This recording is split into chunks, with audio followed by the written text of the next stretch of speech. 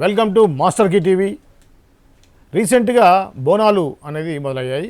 ఈ క్రమంలో హైదరాబాద్ బల్కంపేట ఎల్లమ్మ దేవాలయంలో జరిగేటువంటి బోనాలకి మన యొక్క రాష్ట్ర ప్రభుత్వం సంబంధించి అనేక మంది మినిస్టర్లు అలానే కేంద్ర మంత్రులు కూడా వచ్చారు.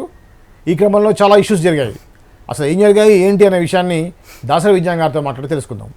విజయన్ గారు నమస్తే. ఏంటండి ఇప్పుడు ఎప్పుడు లేనట్టుగా ఈ యొక్క జోగినీల వ్యవస్థ మనం చూసాం కదా, వాళ్ళు మాట్లాడే మాటలు కానీ అది కానీ చాలా కాంట్రవర్సీగా ఉంటున్నాయి. ప్రభుత్వాన్ని దుమ్మెత్తిపోవడం జరుగుతూ ఉంది. అసలు దీనంతా మనం ఏ విధంగా చూడాలి? ఒక్కటి అందరికి ఫస్ట్ తెలుసుకోవాల్సిన మాట ఏంటంటే, మనకి ఇది పురాతనమైన టెంపుల్స్లో హైదరాబాద్లో ఉన్నటువంటి కొన్ని టెంపుల్స్లో బల్కంపేట ఎల్లమ్మ టెంపుల్ ఒకటి. అవును. పైగా ఇంకోటి అందరూ గుర్తుపెట్టుకోవాల్సిన విషయం ఏంటంటే, ఇండియా మొత్తంలో కూడా చాలా క్లమ్జీగా ఉన్నటువంటి పురాతన టెంపుల్ కూడా అదే. ప్రతి టెంపుల్కి కూడా కనీసం కొంచెము స్పేస్ బాగా ఉండేది. ఒక బల్కంపేట ఎల్లమ్మ టెంపుల్కి మాత్రం కరెక్ట్ రోడ్డుకు ఉంది, రోడ్డుకు ఆనుకొని ఉంది. దాటగానే ఫ్లైఓవర్, దాటగానే ఫ్లైఓవర్, అది చాలా రద్దీగా ఉండే ఫ్లైఓవర్. ఇంకా ఇటు ముందుకు వస్తే ఎస్ఆర్ నగర్ హాస్టల్స్ ఏరియా, అటు ఇంకా అమీర్పేట చెప్పాల్సిన అవసరం లేదు, అమీర్పేట థియేటర్, సత్యం థియేటర్ వరకు, అటు మైత్రివనం. అవును, అత్యంత రద్దీ ప్రాంతం అండి. సో మామూలుగా జనాలు కూడా వెళ్ళేటప్పుడు కూడా 1-2 సార్లు ఆలోచించి ఫుల్గా ప్రిపేర్ అయ్యి అక్కడికి వెళ్ళాలి అంతే.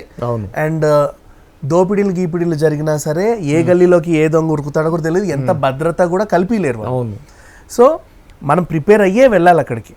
అలాంటిది మిగతా టెంపుల్స్ చూద్దాం. ఇప్పుడు ఫర్ ఎగ్జాంపుల్ పెద్దమ్మ టెంపులే ఉంది, పెద్ద సముదాయం ఉంది. అవును, చిలుకూరుకు కూడా కొంచెం సముదాయం ఉంది, ఎంతో కొంత. అవును, ప్రతి టెంపుల్కి, ఈవెన్ నడిబొడ్డులో ఉన్న బిర్లా టెంపుల్ కూడా ఒక సముదాయం అనేది ఉంది. అవును, అట్లాంటిది ఒక్క బల్కంపేట టెంపుల్కి దేశం మొత్తంలో చాలా పురాతనమైనది. అంటే లైక్ ఈవెన్ అంబానీ వైఫ్ కూడా వచ్చి పూజలు చేసే అటువంటి ఫేమస్ టెంపుల్. అవును, కాకపోతే మన కర్మ కరెక్ట్గా రోడ్డు మీదే ఉందండి, అది ఎటు లేదు. అటు వెనక్కి హౌసెసే, పక్కన హౌసెసే, ఇటు హౌసెసే, జస్ట్ షెడ్ వేసారు పాపం. ఇంకా అందులోనే చేయాలి. బోనాలు వచ్చినప్పుడు అయితే ఇంకా దారుణం, నరకం. ఇంకా మేకలు గీకలు కోసే వాళ్ళు అయితే ఇక చెప్పలేము. అవును, అండ్ దాని పక్కనే మార్కెట్, ఆ ఫ్రూట్ గీట్లు, అండ్ మళ్ళీ సండే చేపలు గీపలు. నేను అక్కడికి వెళ్తాను యాక్చువల్గా చెప్తే సమ్ టైమ్స్. పెద్ద మార్కెట్. అండ్ ఆదివారమే బోనాలు, పక్కనే ఆదివారమే ఎర్రగడ్డ మార్కెట్ అండి. ఎర్రగడ్డ మార్కెట్ అటు నుంచి వెళ్ళాలందరూ ఇటు నుంచి వెళ్తారు, అటు ఇటు అటు మొత్తం రద్దీ. అసలు ఎంత అంటే చాలా ఇరుకైన రద్దీ ప్లేస్ అది.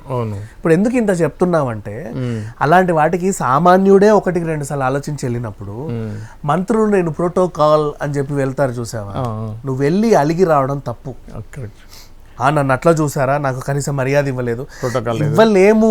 అది అట్లాంటిది, ఆ ప్రదేశం అలాంటిది, అసలు ఇవ్వలేము. అదొకటి. అండ్ సమ్మక్క జాతర కూడా ఆ చిలకల గుట్ట దగ్గర నుంచి అమ్మవారు వస్తుంది, అక్కడ మొత్తం దేశమంతా పోతుంది అక్కడికి. ఎక్కడ ఉంటారు మీరంతా?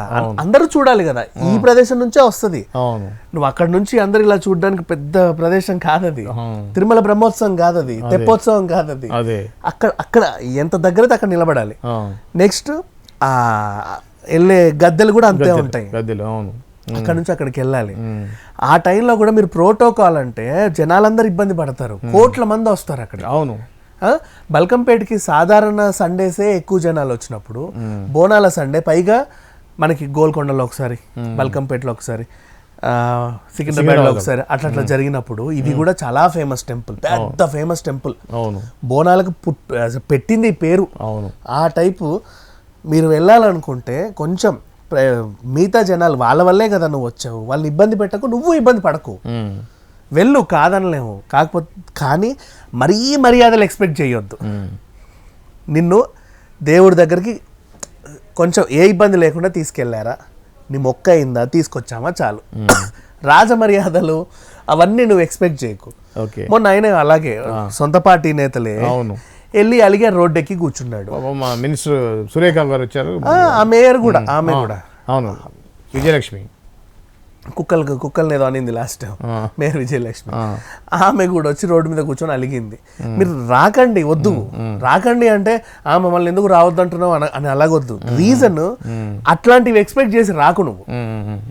మామూలు జనాలకు కూడా పాపం వాళ్ళకి తొందరగా వెళ్ళి ఆ దర్శనం ఏదో చేసుకొని, ఎందుకు చెప్పనా, బోనాలు అంటే వీళ్ళు దేవుడికి మొక్కుని కోడిని మేకని కోసుకుంటారండి. అందరికీ లంచ్ టైం పీక్సే. అవును. తొందరగా వెళ్ళొస్తే కోడిని కోసుకొని లంచ్ చేయాలి.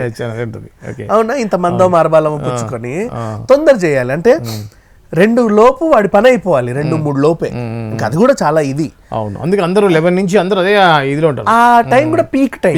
నువ్వు కరెక్ట్ 10:30-11 గంటలకు నువ్వు మంచిగా ఆరితేరి రెడీ అయ్యి ఆ టైంకి వెళ్ళి వాళ్ళకి ఇబ్బంది, నీకు ఇబ్బంది. నువ్వేమో అక్కడ మేకను కొన్ని కోసి అమ్మో ఇంకా దారుణం అది. ఇంకేం చెప్పాలి అంటే నువ్వు కోసే మేక దగ్గర ఇంకా ఎవడు ఉండొద్దంటే ప్లేస్ లేదు అక్కడ. అవును, 2 షెడ్లు వేసారు. అది చాలా ఇరుకైన ప్లేస్ అది. మనం ప్రాక్టికల్ గా చూడండి, ఎవరైనా సరే గూగుల్ అయినా చూడండి, చాలా ఇరుకైన ప్లేస్, వెళ్ళి అలగొద్దు. సరే, ఇంకా బల్కంపేట వెళ్ళామా టెంపుల్? ఇంకా ముఖ్యంగా ఏంటంటే ఆ జోగిని శ్యామల అనేట ఆవిడ ఉంటుంది, అక్కడ జోగిని అది నడుస్తుంటుంది కదా, బోనాల్లో ఆమె దేవత వస్తుంది, తను ఏదో మాట్లాడుద్ది ఏదో అంటారు కదా. సో ఈ క్రమంలో పోయినసారి కేసీఆర్ని శాపనార్థాలు పెట్టినటువంటి అదే శ్యామల ఈసారి కూడా మీరు లాస్ట్ టైం మీరు వచ్చారా, ఇప్పుడు మీరు రావటం ఏంటి, వస్తే ఎప్పుడు ఇన్వాల్వ్ కావాలి, ఇప్పుడు వచ్చేసి ఇన్వాల్వ్ అయ్యి మమ్మల్ని పక్కన పెట్టడం ఏంటి అనేటువంటి మాటలు వినిపిస్తూ ఉన్నాయి. దీని మీద మీ కామెంట్ ఏంటి? దీని మీద కూడా రాజకీయ కోణం ఉందా? ఎలాగో శివసత్తులు అన్నారు కాబట్టి రాజకీయ కోణం చెప్తా. యాక్చువల్గా ఏం జరిగిందో మాట్లాడుకుందాం. బోనాలకి ప్రతిసారి ప్రభుత్వం ఖర్చు పెడుతుంది గ్రాండ్ గా.